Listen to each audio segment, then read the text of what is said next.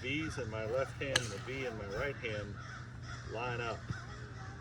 So before I had my left hand too weak and they weren't lining up. So now I'm trying to get those two V's in my two hands to line up so that they're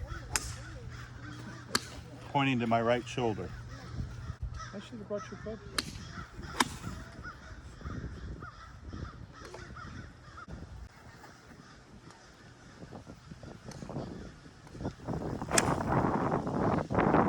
Hips are way left of that. Shoulders are 20 yards left of where if you said you're aiming for the white pole. Feet are Yeah, that's what I was saying before. Way left. like aiming at the red stake. Everything was set up left compared to what you said. I'm not sure where you said you aimed, but you said white. So. Yeah, I'm going to the white. Pointed to the white. So Explain it. So I'm aimed left. So he's trying to use this little stick to get me aimed right. Is that at the white? yeah, well that's where your feet should be for the white. Yeah, and then now your shoulders are squaring up, and that just makes your hips square up. If your shoulders are square, your hips will be square. All right, ready? Let's see where this one goes.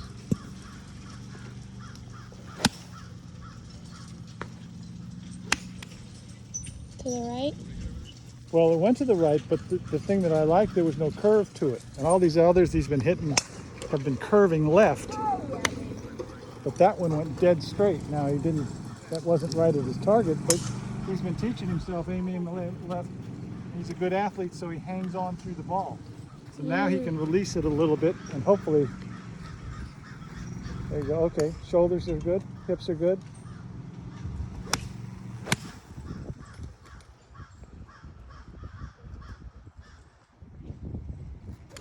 Pretty close. Went left. That's a little left.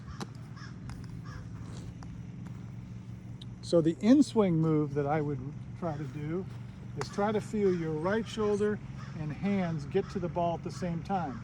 You're a little like this. Yeah, hold. Your back, because you're teaching yourself that if you get the.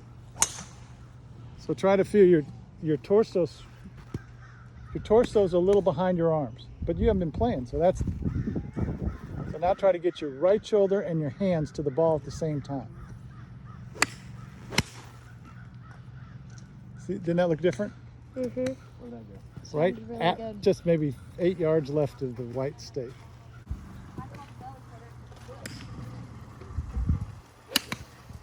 What club was that?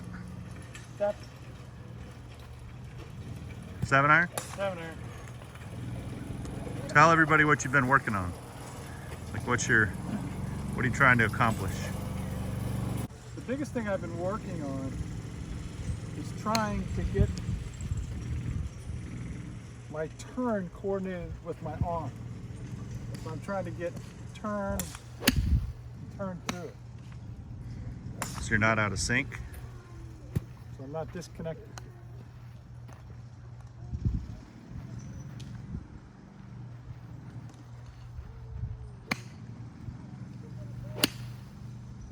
That was really good for me. What'd you shoot last Thursday?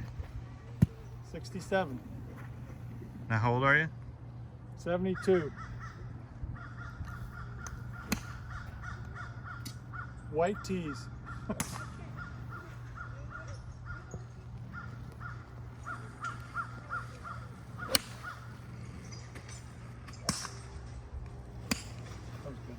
What do you think who's the greatest putter you ever saw?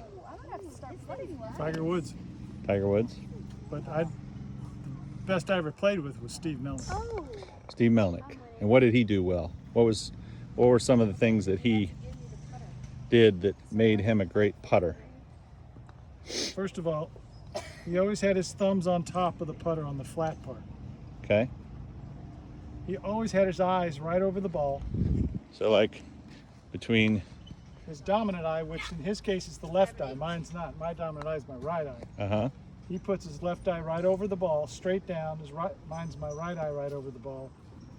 And then the other thing that he does that is so beautiful is he turns his shoulders to move the putter head. He doesn't putt like this. With his Putts. hands. His hands aren't involved much. It's shoulder. The putter never moves without his shoulders moving. So he makes his left shoulder start the putter back. So the putter's always on line. It's there. It's not this where the putter's changing. He keeps his shoulder moving so the putter face stays square.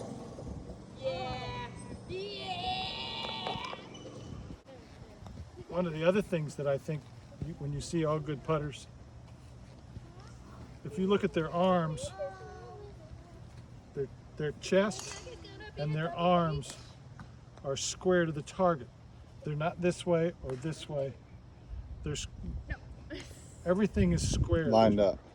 Yeah, their arms are equidistant from their body. Their chest is square to the, so that all they're really doing, they're not aiming the putter. They're moving their shoulders and it's just on line. No manipulation of their hands. Putting is learning to read the greens. Really? I see more people that are poor green readers than poor putters. I think you can learn to putt pretty good, but it's hard to learn to read greens. What do you suggest? How would somebody learn to read greens? Just Well, I think to learn to read greens, you have to take all the clues that the golf course gives you. And you got to start reading a green before you ever get to the green.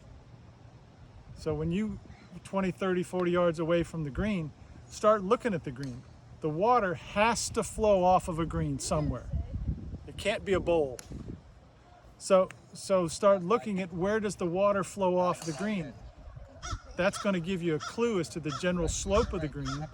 And then learn, in Florida at least, learn to read the grain of the green, which way the grass is growing, because that's going to affect the ball also. how would you read the grain? What would be an easy way to read the grain? If you know where west is, most of the grass grows to the west. If the sun's setting out there, that'll help you. But the other is if you look at the cup, you'll see that the cup, it looks like it's worn out on that side. You're seeing the roots of the grass. So you know that the grain is going that way because that's the roots that you see laying on the grass laying this way. This is a better picture of the grain.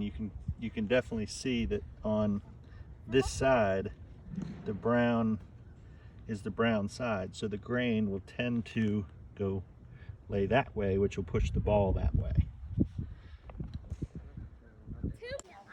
And the other thing you can do is when you look at a green, if it's real green, it's probably you're looking into the grain. If it's with the grain, it'll look shiny and smooth. So you got to put all that together. That helps you read grain, and it'll give you a tendency of where the putt will tend to break or curve it more than just a slope. Yep. The grain will push it.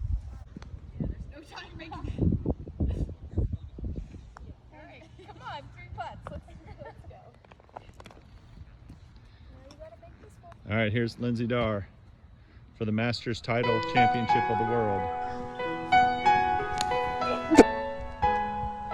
She's the Masters champ. Instead of a green jacket, you win a brown hat.